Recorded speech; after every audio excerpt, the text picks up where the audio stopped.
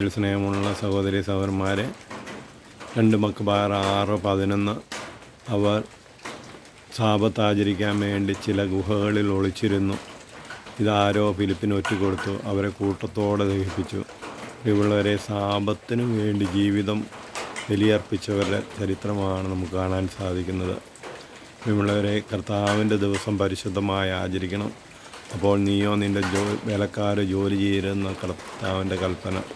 ഈ കർത്താവിൻ്റെ കൽപ്പന അനുസരിക്കുമ്പോൾ നമുക്ക് അനുഗ്രഹം, അനുസരിക്കാതിരിക്കുമ്പോൾ നമ്മുടെ കുടുംബത്തിൽ അനേക ശാപങ്ങളും കെട്ടുകളും പ്രശ്നങ്ങളും കടബാധിതകളും രോഗങ്ങളും ഉണ്ടാകുന്നതിൻ്റെ പിന്നിൽ ഒരു പ്രധാന കാരണം കർത്താവിൻ്റെ ദിവസം പരിശുദ്ധമായി ആചരിക്കുന്നില്ല എന്നുള്ളതാണ്. പ്രിയമുള്ളവരെ, ഈ കർത്താവിൻ്റെ കൽപ്പന അനുസരിക്കുമ്പോൾ കിട്ടുന്ന അനുഗ്രഹമാണ് നമുക്ക് അനുഗ്രഹമായി മാറുന്നത്. കൽപ്പന തെറ്റിക്കാൻ എളുപ്പമാണ്. ലോകം പറയും അതൊന്നും കുഴപ്പമില്ല.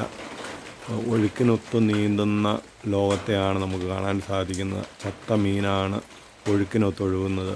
എന്നാൽ ജീവനുള്ള മീൻ ഒഴുക്കിന് വിപരീതമായിട്ട് ഒഴുകും. പ്രിയമുള്ളവരെ, നമ്മൾ വിശ്വാസികൾ കർത്താവിൻ്റെ വചനത്തെ മുറുക്കെ പിടിക്കുമ്പോൾ ഒഴുക്കിന് വിപരീതമായി ഒഴുകേണ്ടവരാണ്. അതായത് കർത്താവിൻ്റെ വചനം അനുസരിച്ച് കർത്താവിൻ്റെ ദിവസം പരിശുദ്ധമായിട്ട് ആചരിക്കുമ്പോൾ ആ കർത്താവിൻ്റെ കൃപ നമ്മളിലേക്ക് ഒഴുകി വരും, നമ്മുടെ കുടുംബത്തിലേക്ക്, തലമുറകളിലോട്ട്. പലപ്പോഴും നമ്മുടെ കുടുംബത്തിനും തലമുറകളിലുമുള്ള കെട്ടുകൾക്കും പ്രശ്നങ്ങൾക്കെല്ലാം കാരണം കർത്താവിൻ്റെ വചനം ലംഘിക്കുന്നതാണ്.